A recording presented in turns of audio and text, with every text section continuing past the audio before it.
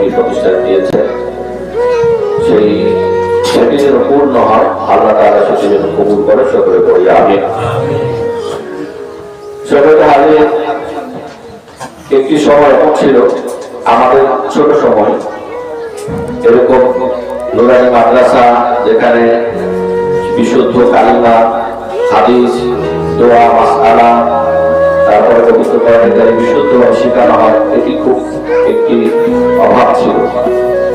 যার কারণে দেখা গেছে এদেশের অনেক আলেম ওলামা, মসজিদের ইমাম, মসজিদের খতিব, শুধু গ্রাম অঞ্চলে না, শহর অঞ্চলে অনেক বড় বড় আলেম এমন আছেন যাদের পড়া শুদ্ধ না, শরীর শুদ্ধভাবে পড়া তারা শিখতে পারে না।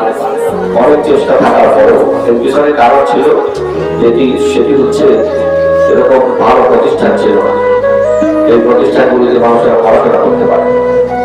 আল্লাহ তাআলা শুকরিয়া যে এই প্রতিষ্ঠানটি এই গ্রামের মধ্যে এটি আপনাদের জন্য রহমত হিসেবে আপনাদের প্রতিটি বাচ্চাকে যারা দ্বিতীয় শ্রেণী পর্যন্ত এই সকল মাদ্রাসায় পড়ে, দ্বিতীয় শ্রেণী পর্যন্ত পড়লে সেই সকল বাচ্চারা তারা বিশুদ্ধ কালিমা, কমপক্ষে 60টি হাদিস, তারপরে দৈনন্দিন যে দোয়াগুলি প্রয়োজন হয়, ঘরে ঢুকতে কি দোয়া করতে হয়, মসজিদে ঢুকতে কি দোয়া করতে হয়, বাথরুমে গেলে কি দোয়া করতে হয়, ঘুমোতে গেলে কি দোয়া করতে হয়, খাবার সময় কি দোয়া করতে হয় ইত্যাদি যে প্রয়োজনীয় মাসলুক দোয়া সেগুলি তারা শিখতে পারে।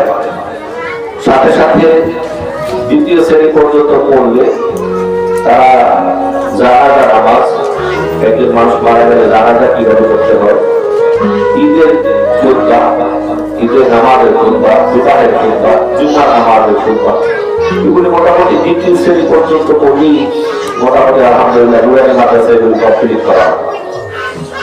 সাথে সাথে আমাদের দেশের যে আগের যে সিস্টেম ছিল, আলিয়া মাদ্রাসাগুলি যে পড়াশোনা ছিল, তাতে অনেক ক্ষেত্রে এমনও আছে যে ফাজিল কামিল পাস করলেও একটা সূরা নির্ভুল লেখা সেটি কঠিন ছিল।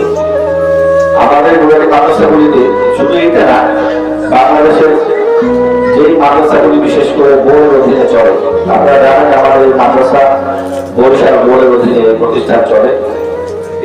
কেন্দ্রীয় পরীক্ষা ক্লাস 3 যে সমাপনী পরীক্ষা হয় সেটি হয়, তারা সার্টিফিকেট দেয়, তারপরে প্রশ্নপত্র সহ সকল কিছু বোর্ড থেকে আসে।